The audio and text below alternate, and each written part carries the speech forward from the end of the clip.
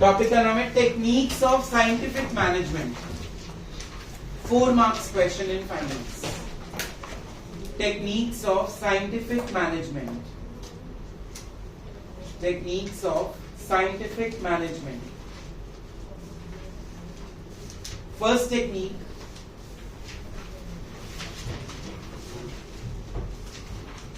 differential piece weight system। differential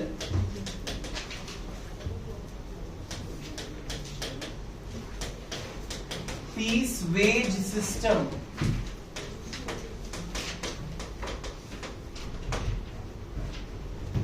ये techniques FW Taylor ने दी है और मैंने ये टेक्निक आपके साथ डिस्कस कर ली थी प्रीवियस क्लास में, अगर आपको याद हो तो।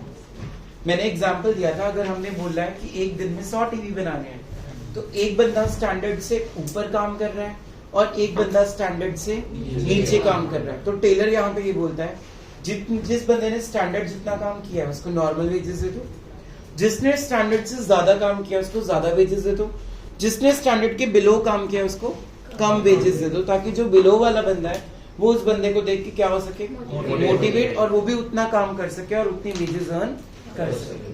ठीक है। सेकंड टेक्निक राइट डाउन जो हमने कर ली थी, मोशन स्टडी। सेकंड स्टडी मैंने पढ़ाई थी मोशन स्टडी। मोशन स्टडी जो है वो बिल्कुल ऑर्डर के साथ रिलेट करता है, प्रिंसिपल ऑफ ऑर्डर के साथ, कि right things and right material should be at the right place. ये ना हो कि जहां पे तुमने काम करना है और जो तुम्हारा रॉ मटेरियल है वो अलग अलग फ्लोर्स पे पड़ा हो, ताकि जो एक्सेस मोशंस हैं, जो एक्स्ट्रा मूवमेंट्स हो रही हैं, उससे जो एनर्जी और टाइम वेस्ट हो रहा है वो वेस्ट नहीं होना चाहिए। Clear? Stand up Gurpreet, keep yawning now. Number 3 लिखो आप इसके ऊपर। थर्ड स्टडी जो हमने की थी that was fatigue study. Suhana, what is fatigue?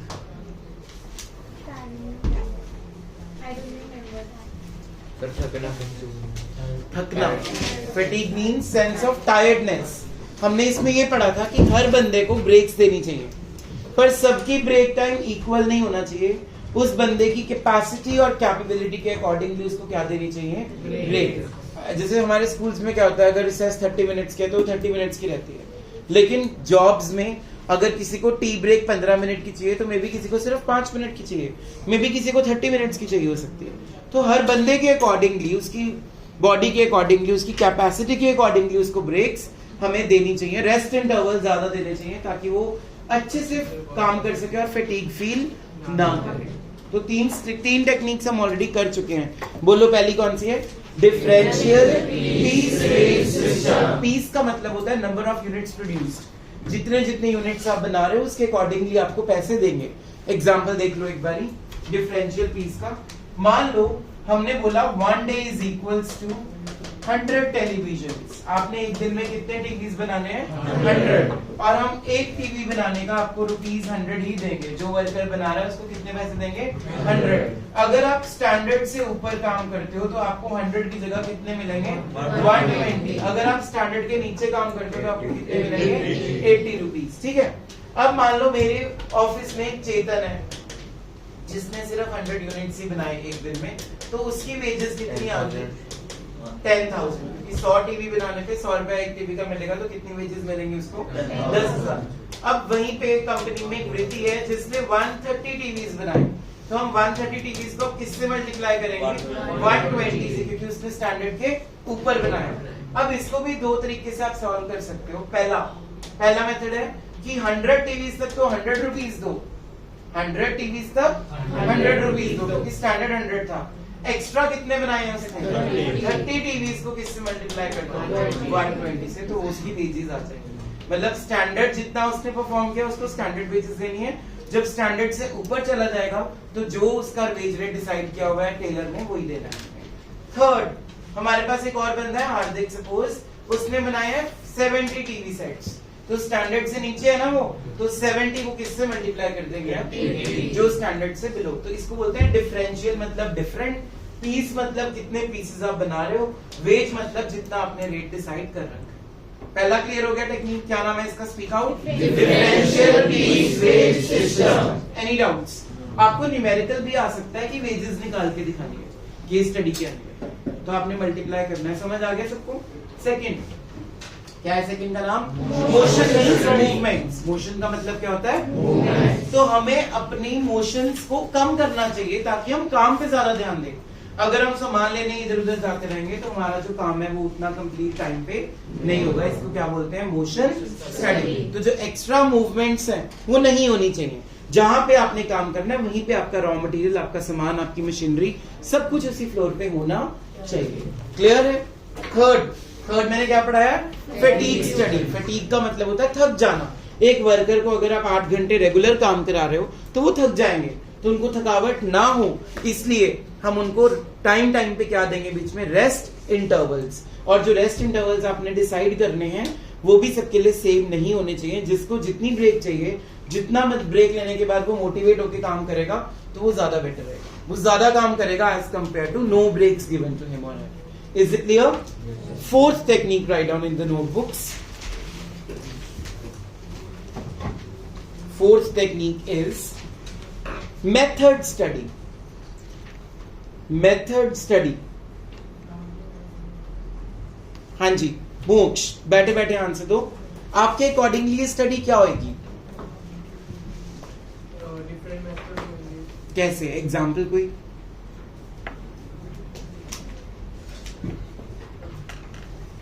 Abhiraj, क्या हो गया इस स्टडी में? क्या मिलेगा हमें मेथड स्टडी? या तो कोई डिफाइंड मेथड फॉलो होगा सारों के लिए, या डिफरेंट मेथड्स होंगे फॉर डिफरेंट। नहीं, कोई भी प्रोडक्ट आप बना रहे हो उसको बनाने के बहुत सारे क्या हो सकते हैं? तरीके हो सकते हैं। तुम लोग एक एग्जांपल ले लो। तुम्हारे टीचर्स का मेथड क्या होता है स्कूल में? थोड़ा सा डिफरेंट, ट्यूशंस में थोड़ा सा डिफरेंट। तुम्हें कंफ्यूजन होती है, तुम फिर आके डिस्कस करते हो ये वाला करें या ये वाला करें। तो बेटर होता है कि मैं क्या बताता हूँ, एक well defined body of method को आप फॉलो कर लो। तो हर काम को करने के लिए बहुत सारे मेथड्स होंगे। हमें एक ऑर्गेनाइजेशन में वो मेथड चूज करना है जिससे टाइम सेव हो और कॉस्ट भी कम लगे, मतलब चीप एंड बेस्ट, जिसमें हमारा काम भी टाइम पे हो जाए और कॉस्ट क्या हो जाए हमारी? कम, ताकि प्रॉफिट्स क्या हो जाए हमारे? मैक्सिमम। तो हमें वही मेथड को फॉलो करना चाहिए। क्लियर हो गया? Let's read it out from the book. Open your books, page number 91, method study. Share it.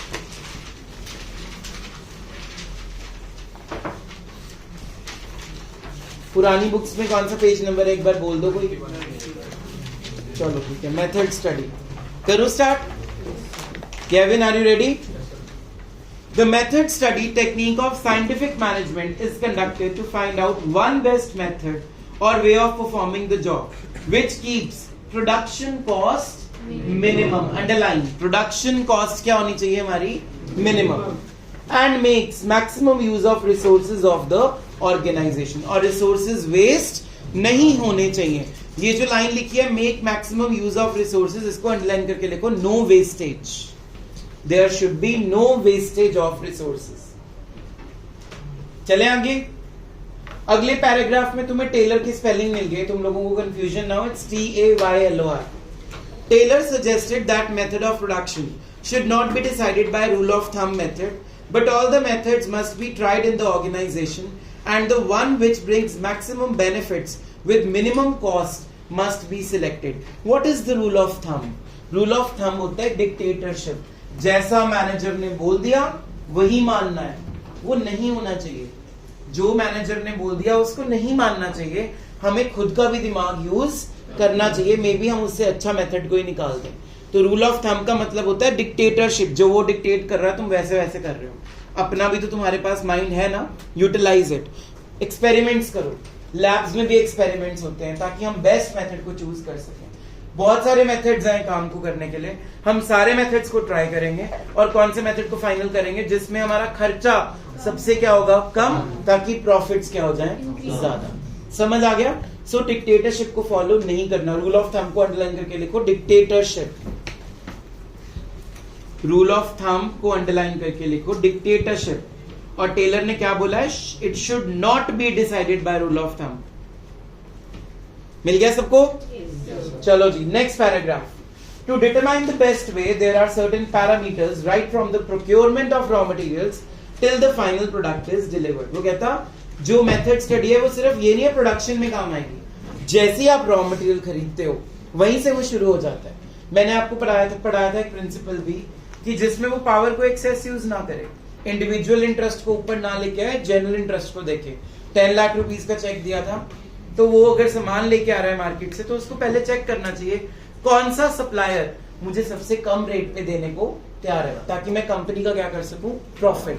अपना प्रॉफिट देखने की बजाय किसका प्रॉफिट देखना है, कंपनी का।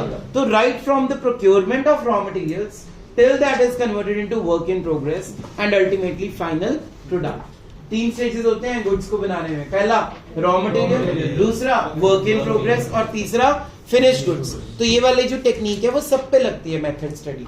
जब आप रॉ मटेरियल खरीदने जाते हो तब से ये स्टडी क्या हो जाती है आपकी start, from raw material to work in progress and from work in progress to finished goods. चले आगे, चलो भाई next line.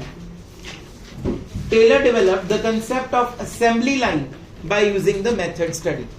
The objective of method study is to minimize the cost of production and maximize the quality and customer satisfaction.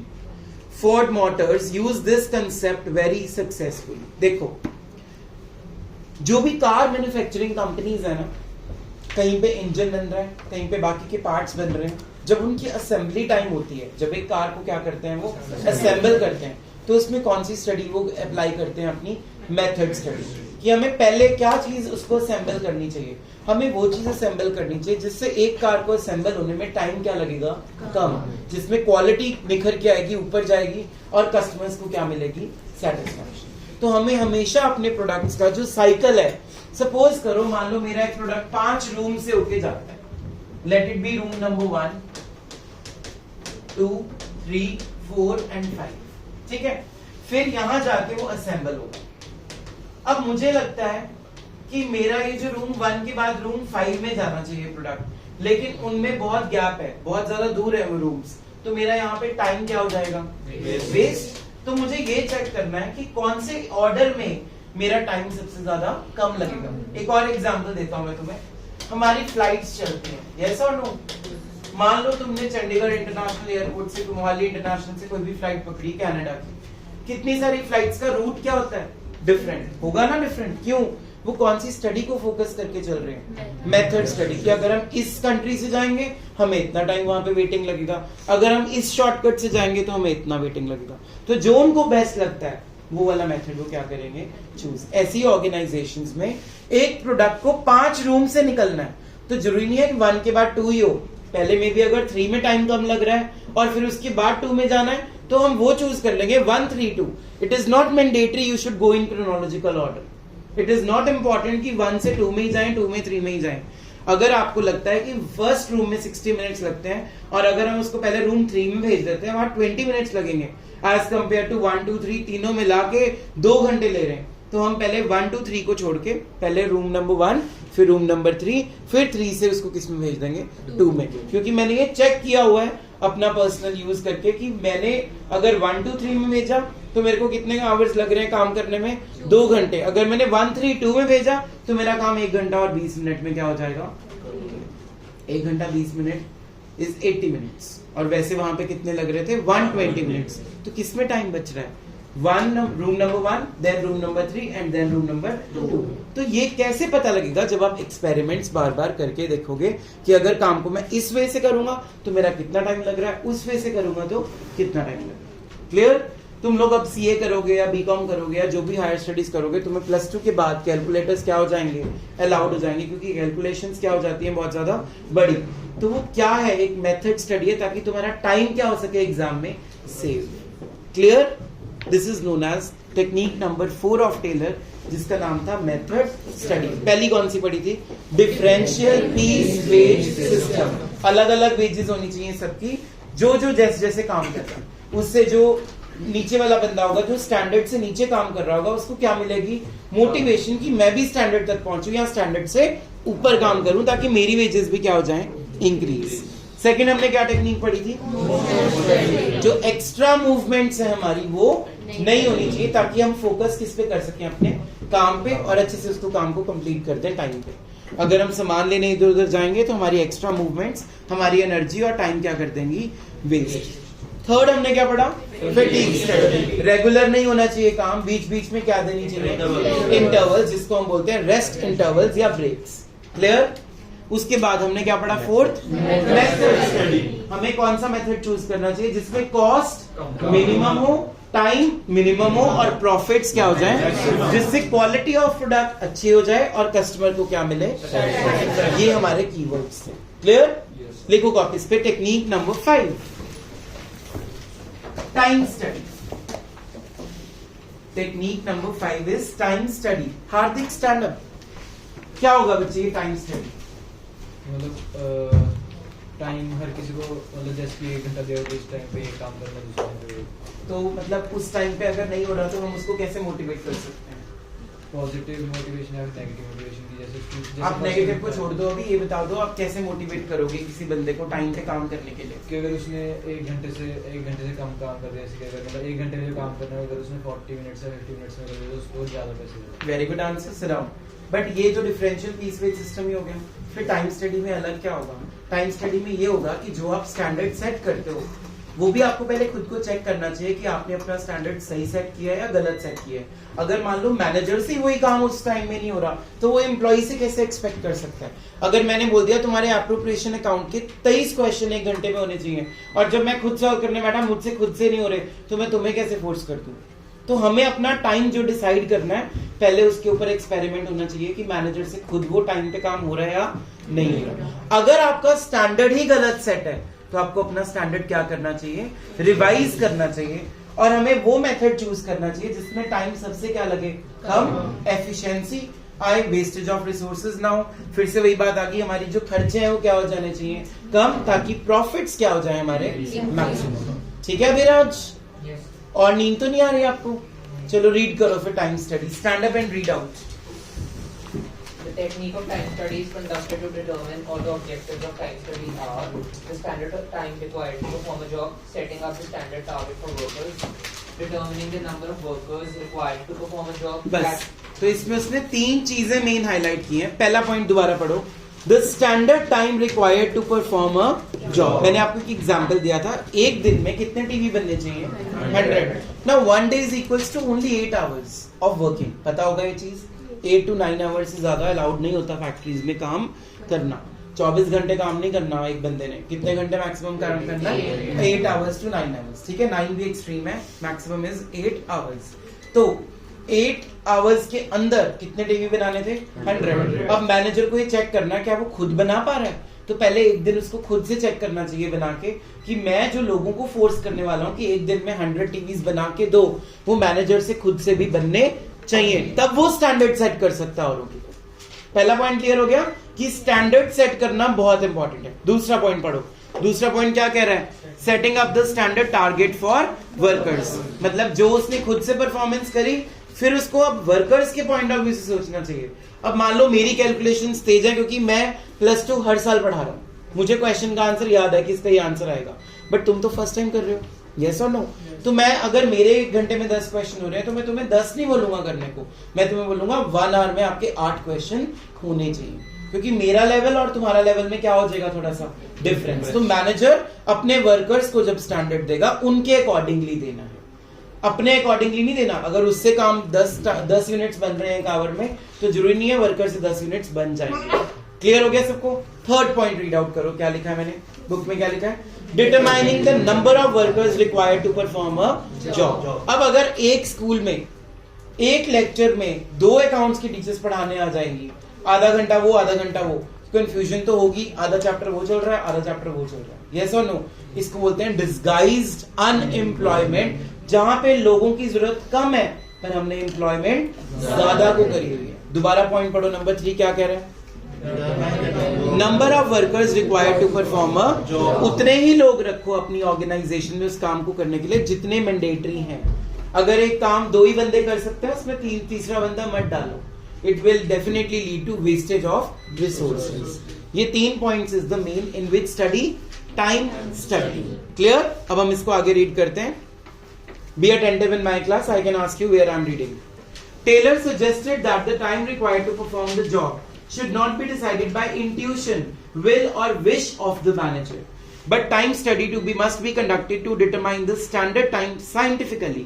वो कह रहा है intuition से नहीं बोल देना कि 1 hour is equals to 10 questions of appropriation account. No, first of all manager should himself solve those things within the period of 1 hour and then decide for the workers. अगर मैनेजर से एक दिन में 800 टीवी नहीं बन रहे हैं तो वो ये एक्सपेक्ट ना करे कि वर्कर एक दिन में 100 टीवी बना देगा. तो इंट्यूशन से डिसाइड नहीं करना, साइंटिफिकली पहले उसको चेक करो क्या तुमसे वो काम उतने टाइम में हो रहा है या नहीं हो रहा. क्लियर? आगे बढ़ते हैं. To conduct time study Taylor suggested to observe an average worker when he is performing the job with a stopwatch in hand and note down the average time taken by the worker in completion of the job. मतलब stopwatch लगा के वो check करे वो कितना time average ले रहा है एक वर्कर उस काम को करने के लिए. Taylor suggested to repeat the same observation for 100 times and then take out the average time. तो टेलर ने तो अपना एक फॉर्मूला बनाया हुआ है कि 100 बारी पहले हम 100 वर्कर्स को जाके चेक करेंगे एवरेज क्या कर रहा है. अब फॉर एग्जाम्पल हर बंदा सेम तो होता नहीं. मान लो तनवीर से एक क्वेश्चन 5 मिनट में हो रहा है, प्रीति से वही क्वेश्चन 3 मिनट में हो रहा है और अक्षिता से वो क्वेश्चन 4 मिनट में हो रहा है. तो मैं इन तीनों मिनट्स की क्या निकाल लूंगा, एक एवरेज. वो टाइम मैं दे दूंगा कि इससे इतने टाइम में तुम्हें ये क्वेश्चन करने की जरूरत है. समझ आया? तो हमें वर्कर्स को पहले ऑब्जर्व करना है, फिर उनकी एवरेज लेके टाइम डिसाइड करना है कि इतने टाइम में ये काम होना चाहिए. Any doubts? चले आगे. चलो फिर इसके बाद वो क्या कह रहा है, this time should be considered the average time for performance of the job. Keeping this time in mind, the targets for the workers should be fixed, and workers who are able to achieve their targets in standard time are called average workers. जो अपना standard time में काम कर देंगे उनको हम क्या बोलेंगे, average workers. जो standard से पहले कर देंगे उनको बोलेंगे super average workers. उससे बेटर है वो. ठीक है, चले आगे. इसके बाद बुक में आपको दी हुई है मोशन स्टडी, हम कर चुके हैं ऑलरेडी. एक्स्ट्रा मूवमेंट्स नहीं होनी चाहिए. फिर आपको कौन सी स्टडी दे दी, डिफरेंशियल पीस वेज, ये भी मैंने आपको पढ़ा दिया. उसके बाद आ जाओ नंबर 5 के ऊपर, mental revolution. Mental revolution copies पे लिखेंगे पहले हेडिंग, मेंटल रेवोल्यूशन. मेंटल का मतलब यहां पे है related to mind. Write down in the bracket, it is related to mind. Okay, Gavin, stand up. This mental revolution happens in your school very much. I taught you accounting equations. Your teacher said do it in the aesthetic way, and you were against your teacher that time. Yes or no? कि मैंने तो वही करना जो मैंने सीख लिया. तो एक माइंड में थिंकिंग क्या आई थी उस टाइम मैम के लिए? वो डिफिकल्ट मेथड है, मतलब एक नेगेटिव एटीट्यूड बन गया. Sit down. हरनूर, आप स्कूल जाना पसंद क्यों नहीं करते? बी ऑनेस्ट, जल्दी. क्योंकि पढ़ाई नहीं होती, ये माइंड में सेटअप हो गया. Sit down. अब ऐसे ही अवनीत के टीचर ने बोला कि तूने फेयरवेल पे बहुत डांस किए तो तू फेल हो गई लेवल. तो नेगेटिव एटीट्यूड दे दिया उसको भी उठा के. तुम्हारे माइंड्स में ये चीज सेट हो जाती है, स्कूल वाले टीचर्स को पढ़ाना नहीं आता. जबकि स्कूल वाले टीचर्स पढ़ाएंगे तब ना, अगर तुम रेगुलर होगे. अब आई नए बच्चे रहे हैं अगले दिन, तो उनको पुराना टॉपिक तो आता नहीं, वो न्यू क्या पढ़ाएंगे? क्योंकि हर टॉपिक एक दूसरे से क्या होता है, इंटर रिलेटेड. ठीक है, तो this is your problem. Mental means related to your mind. तुम्हारे माइंड में एक इमेज बन गई है कि स्कूल टीचर ने अच्छा नहीं पढ़ाना, स्पेशली गवर्नमेंट स्कूल्स की मैं बात कर रहा हूँ. ठीक है, वो पढ़ाएंगे भी अगर अच्छा, तुम्हें लगेगा ही इनको पढ़ाना नहीं आता, क्योंकि हम खुद रेगुलर नहीं जाते स्कूल. क्लियर हुआ? अब इसी चीज को अप्लाई करो अपनी मैनेजमेंट या ऑर्गेनाइजेशंस में. एक वर्कर है, उसके ऊपर एक मैनेजर खड़ा है, 24 घंटे उसको देख रहा है काम कर रहा है कि नहीं कर रहा, उसको डांटी जा रहा है, काम करवाई जा रहा है. तो एक वर्कर के माइंड में नेगेटिव इमेज क्या बनेगी कि इसको सिर्फ मुझसे काम से मतलब है और मेरी कोई फीलिंग्स की इसको परवाह नहीं है. आज मैंने एक पीटीएम की तनवीर की, मैं जब शिकायत लगा रहा था उसकी मम्मा को, तो फटाफट से उसने हरनूर को ऐसे मारा कि देख सर मेरे बारे में क्या बोल रहे हैं. Mental revolution. This is what mental revolution means negative attitude. हमें इस एटीट्यूड को क्या करना पड़ेगा, पॉजिटिव. तो टेलर कहता है एक बंदे को नहीं बदलना, दोनों को बदलना पड़ेगा. पहला, वर्कर को यह सोचना बंद करना पड़ेगा कि ऑर्गेनाइजेशन सिर्फ मुझसे काम चाहती है, सिर्फ काम काम काम. और मैनेजमेंट को यह सोचना पड़ेगा कि वर्कर्स टाइम वेस्ट ही करने आते हैं. तो अगर इन दोनों की थिंकिंग क्या हो जाए एक दूसरे के लिए पॉजिटिव, हार्मनी आ जाए दोनों में, तो लड़ाई झगड़े नहीं होंगे और काम टाइम पे क्या हो जाएगा, अचीव। समझ आया? तो मेंटल रेवोल्यूशन का मतलब क्या हुआ, अपने एटीट्यूड्स में कौन सा चेंज लाना चाहिए हमें, positive. Let's read out from the book mental revolution. The objectives of mental revolution are: number 1, change in mental attitudes of workers and management towards each other. एक workers और दूसरा management. Workers को क्या सोचना चाहिए कि management is good, वो सिर्फ काम नहीं करवा रही है, हमें अच्छी salaries, bonus, motivation, job security सब कुछ दे रही है। और management को भी ये सोचना चाहिए कि workers यहाँ सिर्फ time waste करने नहीं आते, वो काम भी कर रहे हैं। Number 2, cooperation between the workers and the management. Cooperation means harmony, love, affection. Number 3, ruling out the feeling of suspicion मतलब शक and prejudice मतलब biasness from the minds of the workers and management to adapt systematic thinking, ताकि एक दूसरे के लिए वो positive सोचें, systematic सोचें, तो काम time पे complete हो जाएंगे with positive attitudes. Taylor said that generally in every organization's worker feels that management exploits them. Workers को क्या लगता है, management सिर्फ हमसे काम ले रही है, exploit कर रही है हमें, overburdens them with the excess work and pays them less. उनको क्या लगता है कि हमें उतनी पे नहीं मिलती जितना हमसे काम करवाया जाता है. On the other hand, management feels that workers always grumble, मतलब हमेशा लड़ने को तैयार हैं, काम इन्होंने करना नहीं है, चुगलियां करने आते हैं, चाय पीने आते हैं, that's it.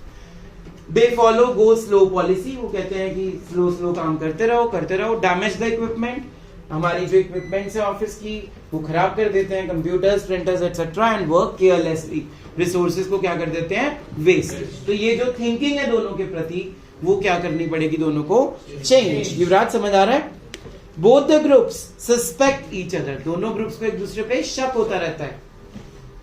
In the technique of mental revolution, Taylor stressed that there is need to change the attitude of both the groups drastically.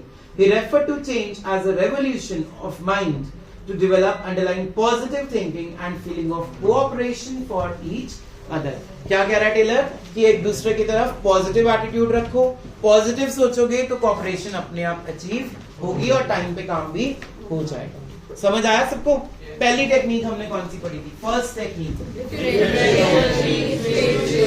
Differential piece wage system. Second motion study. Third fourth method study. Fifth time study. And sixth mental revolution. Clear हो गया? Mental revolution is positivity and cooperation between the workers and the management. चले आगे. Okay, come to the page number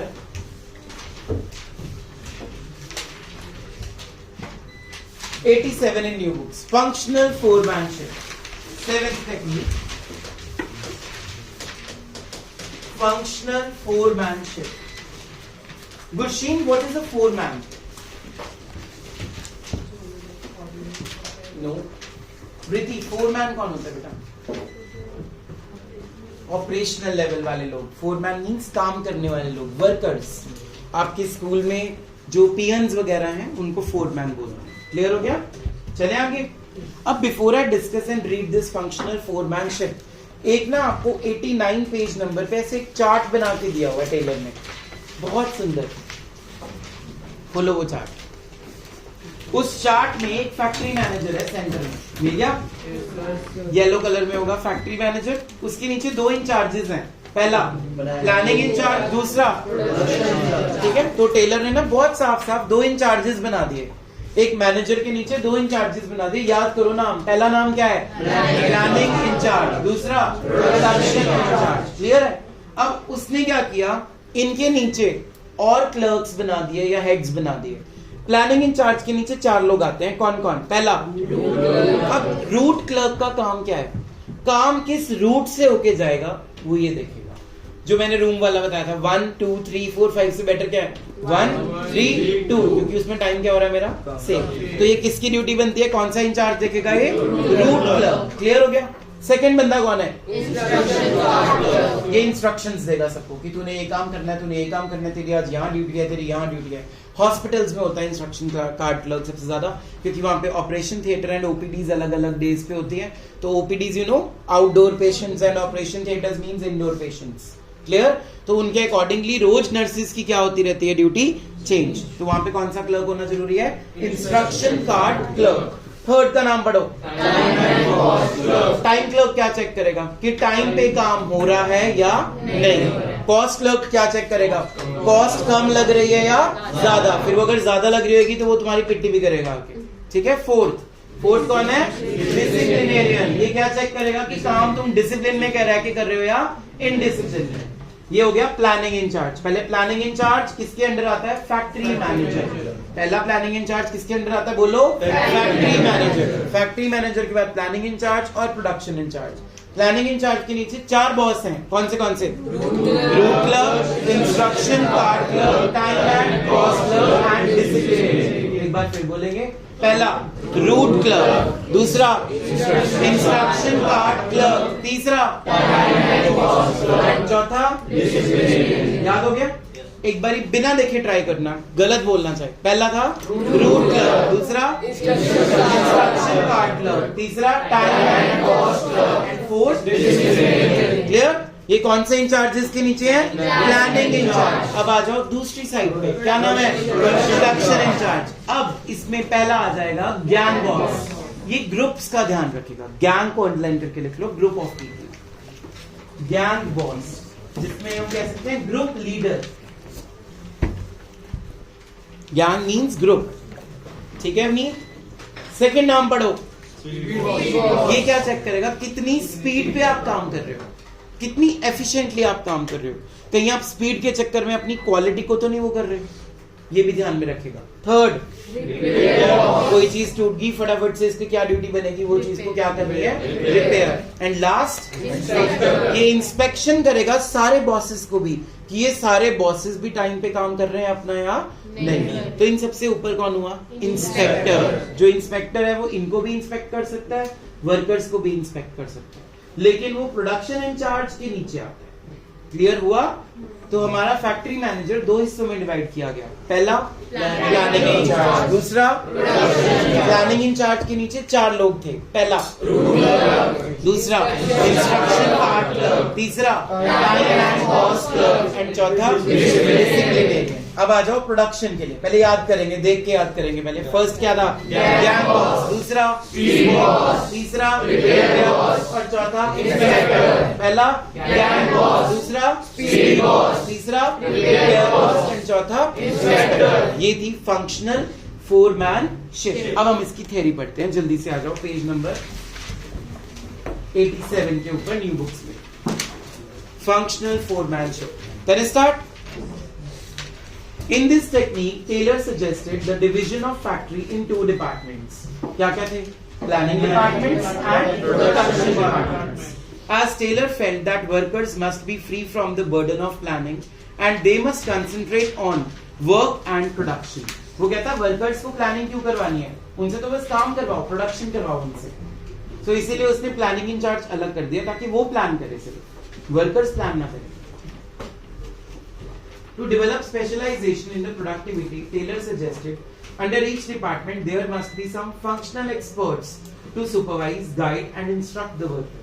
Functional experts होंगे जो वो supervise भी करेंगे, उनको guide भी करेंगे, उनको motivate भी करेंगे। As one foreman cannot be expert in every aspect of work. एक बंदा हर चीज में expert नहीं हो सकता, इसलिए उसने हर boss को अलग define कर दिया। So Taylor stressed on minimum 8 specialists or functional experts to supervise and give orders to the workers. अब नीचे आ जाओ, पहले प्लानिंग डिपार्टमेंट में पहला बंदा क्या है? Root clerk. ये क्या चेक करेगा? Sequence of steps for performing mechanical and manual jobs. किस रूट से सामान होके जाएगा, प्रोडक्ट्स कैसे बनेंगे, वो ध्यान रखेगा। Number 2, instruction card clerk. ये क्या चेक करेगा? Is responsible for giving general instruction necessary to carry on the job in a specified manner. Number 3, time and cost clerk. He is responsible to fix up the time for starting and completion of the job. 4th, disciplinarian क्या check करेगा? He is responsible for performance of job in orderly and systematic way. ये keywords हैं जो आपने याद करने, systematic way, orderly. Next, operational department के लिए कौन से हैं? Number 1, gang boss. ये सारा कुछ ध्यान रखेगा, ग्रुप ऑफ वर्कर्स को जो टूल्स हैं, इक्विपमेंट्स हैं, उनके पास है या नहीं है। तो let's study. He arranges all the machines, tools and other resources required for performance of the job. Number 2, speed cost. He assures timely completion of the job. क्योंकि speed का ध्यान रखना है इसमें. Number 3, repair cost. He will ensure that machines and tools are kept in working conditions. And last, inspector check on quality control of the output and the workers also. Clear? So this was the technique given by Taylor, that is functional 4-man shed. Tomorrow I'll end up this chapter. कल मैं business की class बड़ी लेने वाला हूँ और कल ये चैप्टर क्या हो जाएगा हमारी तरफ से खत्म. ठीक है?